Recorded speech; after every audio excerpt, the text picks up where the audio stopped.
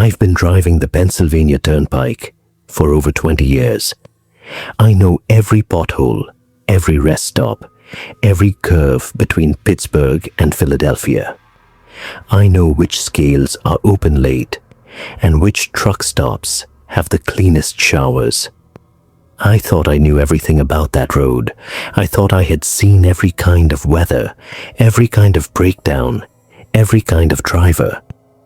Then I hit the toll booth at mile marker 77 on a Tuesday night in October, and I realized I didn't know a damn thing.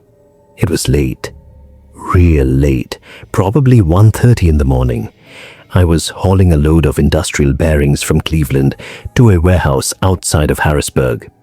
Nothing perishable, so I wasn't in a huge rush, but I still wanted to make good time. The turnpike was dead that night. I could count on one hand the number of cars I'd passed in the last 2 hours. Just empty concrete, orange glow of the overhead lights, and the occasional deer grazing on the median. The fog was starting to roll in too. Not thick enough to stop me, but enough to make the world feel smaller. Enough to make the headlights of my Peterbilt look like 2 weak candles in a dark room. I'd been listening to a podcast about true crime, but it was starting to put me to sleep. The host had a monotone voice and kept droning on about some murder in Ohio in the 80s. I turned it off and just let the road noise fill the cab. The hum of the tires on the asphalt, the whistle of the wind through the gap in my window, the occasional hiss of the air brakes. Those sounds are like a lullaby to a trucker. They keep you company in the solitude. I was coming up on a toll plaza, one of the older ones, not those automated E-ZPass booths you see everywhere now. This one had a real person in it, a booth with a little window, a yellow light, and an attendant. I fished around in my cup holder for the cash. I usually keep a roll of 20s and some 5s for exactly this reason. I found a 20 and a 5 and held them in my hand as I coasted into the lane. The plaza was eerily quiet. Usually there's at least 1 or 2 other trucks, maybe a car or 2. But tonight, the lanes were empty. Every single one. Just me and my rig, rolling up to booth number 7. I pulled up slowly, the diesel engine rumbling, and I looked into the booth. The woman inside was pale. Not just pale like she needed some sun, pale like she'd never seen the sun in her entire life. Her skin had a grayish tint to it, like old porcelain that had been stored in a basement for decades. She had dark hair pulled back tight against her scalp, not a strand out of place. And her eyes were black, completely black, no white at all. Just 2 polished obsidian stones staring at me from a gaunt, expressionless face. I froze for a second. I thought maybe it was a trick of the light. Maybe the yellow glow of the booth was making her look strange. But I knew that wasn't it. There was something deeply, deeply wrong about her. She didn't blink.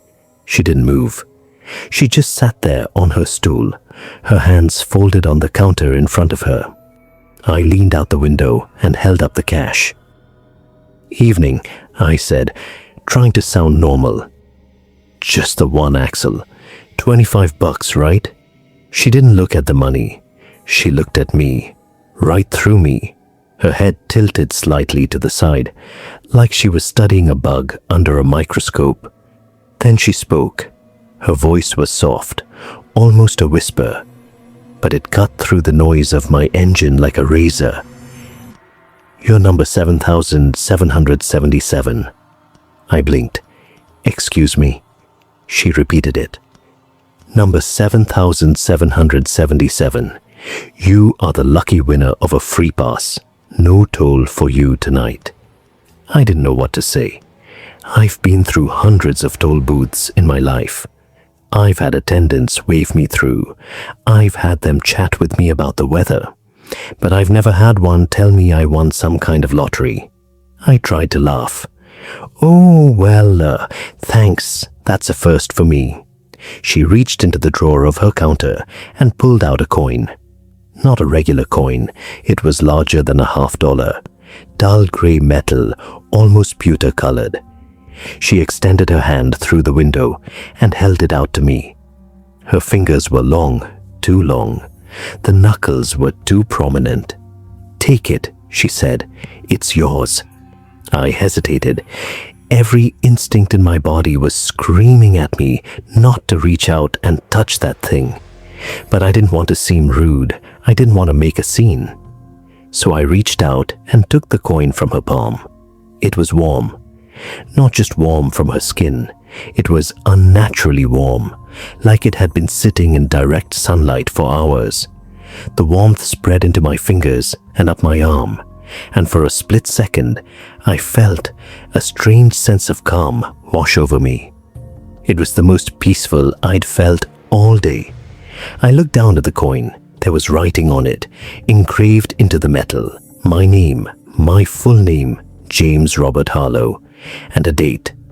The date I was born, June 14th, 1968, exactly 42 years ago to the day. My birthday. I felt the blood drain from my face. "What is this?" I asked. "What kind of joke is this?" She smiled. It was the first time she'd shown any expression. But it wasn't a nice smile. It was a smile that didn't reach her eyes. Her black eyes remained dead, flat, empty. She said, "It's not a joke, James. It's a gift. Don't throw it away." I shoved the coin into my pocket, not wanting to hold it any longer. I said thanks in a clipped voice, put my truck in gear, and pulled away from the booth. I didn't look back. I didn't want to see her face again. I just drove, my hands gripping the steering wheel tighter than they needed to. I drove for about a mile, my heart hammering in my chest. I kept telling myself it was a prank. Some weird toll attendant with a sick sense of humor. Maybe she had access to my driver's license info. Maybe it was some scam. But that warmth, that unnatural warmth in my pocket, it wasn't going away. I reached into my pocket and pulled the coin out again. I held it between my thumb and forefinger. It was still warm. I looked at it more closely. The engraving was perfect, too perfect, like it had been machined by a laser. My name, my date of birth. And on the back, there was a symbol, a triangle with a line through it. I didn't recognize it. The fog was getting thicker now. The road was becoming a tunnel of gray. My headlights barely cut through it. I couldn't see the trees on the side of the road. I couldn't see the guardrails. I couldn't see anything except the white line and the dark asphalt ahead. I looked at the coin again. The warmth was almost burning my fingers now. I felt a whisper in my head. A voice. Her voice. "Keep it. It's yours. You were chosen." I don't know what came over me. Maybe it was fear. Maybe it was defiance. Maybe I just wanted to prove to myself that I wasn't going to be some weirdo spawn. I rolled down my window, the cold fog rushing in, and I threw that coin as hard as I could out into the night. I saw it glint once in my mirror, a tiny flash of gray against the black, and then it was gone, disappeared into the fog and the darkness. I rolled the window back up and breathed a sigh of relief. It was gone. Whatever it was out of my truck. I felt the warm sensation in my hand fade away. I felt normal again. I felt in control. That feeling lasted about 10 miles. I was climbing a slight grade, the engine working a little harder, when I heard a pop. A sharp, loud pop from under the hood. Then another. Then a clanking sound. My RPMs dropped like a stone. The engine sputtered, coughed, and died. The whole cab went quiet except for the sound of my tires rolling on the pavement. I coasted to the side of the road, the gravel crunching under my tires, and came to a complete stop. I sat there in the silence for a moment. The only sounds were the ticking of the hot engine and the distant howl of the wind. I tried to restart it. Nothing. Just a click. The electrical system was dead. My dashboard lights flickered and went dark. I grabbed my phone. No service. Of course. There's never service on the turnpike when you need it. I grabbed my CB radio and keyed the mic. Breaker, breaker, anybody got their ears on? I'm dead in the water at mile marker 87. Need a tow. Anybody out there? Static. Nothing but static. I tried again. This is Harlow, northbound, broken down near the summit. Anybody copy? More static. The hair on the back of my neck stood up. My CB radio is good. It reaches for miles. There's always someone out there. A driver, a truck stop, a state trooper. Always. Except tonight. I sat in the cab for what felt like an hour. It was probably only 20 minutes. But in the dark, in the fog, alone on the side of that mountain, time stretches out. Every creak of the truck made me jump. Every gust of wind that rocked the cab made me turn my head. I kept thinking I saw shapes in the fog, shadows moving just beyond the reach of my headlights. But every time I looked closer, there was nothing there. Finally, I saw lights in my rearview mirror. Headlights, coming up the road slowly, moving at a crawl. A tow truck. The yellow beacon on the roof was spinning, cutting through the fog like a lighthouse. I felt relief wash over me. I got out of my truck and walked back towards the shoulder. The tow truck pulled up behind me, its diesel engine rumbling. I could see the driver through the windshield. He was wearing a cap pulled down low. I couldn't see his face clearly. He got out of the truck. He was tall, lean, moving with a fluid grace that seemed unnatural. He walked up to me and said, "Breakdown?" I nodded. Yeah, engine died out of nowhere. No lights, no power. I needed towed to the next town.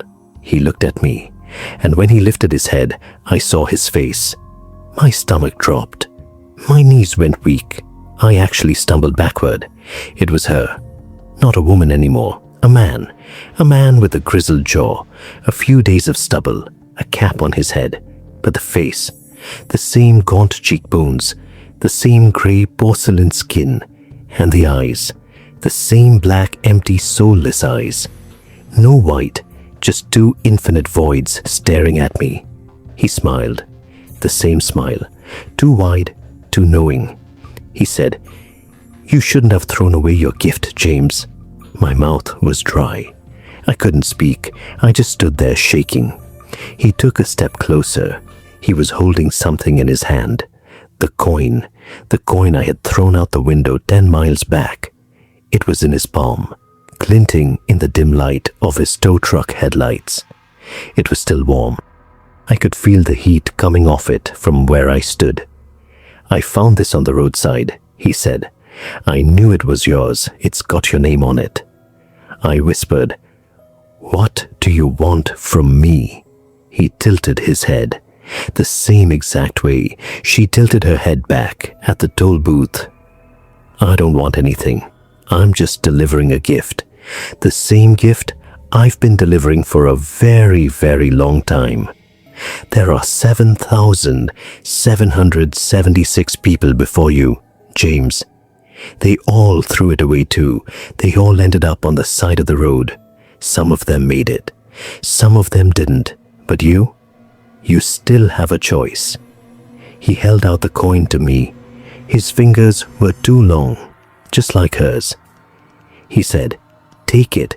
Keep it this time or don't. But I promise you, if you throw it away again, you won't be stopping on a mountain pass. You'll be stopping somewhere much, much darker." I don't know why I took it. I don't know why I reached out and wrapped my fingers around that warm metallic disc. But I did. The moment it touched my palm, the warmth spread through my body again. And I felt calm. I felt the fear drain out of me. I felt like everything was going to be okay. He nodded once. Good. Now I'm going to tow you to the sheets down the mountain. The mechanic there will fix your truck. He'll say it was a fuel pump or a bad alternator. It doesn't matter what he says, just don't lose that coin.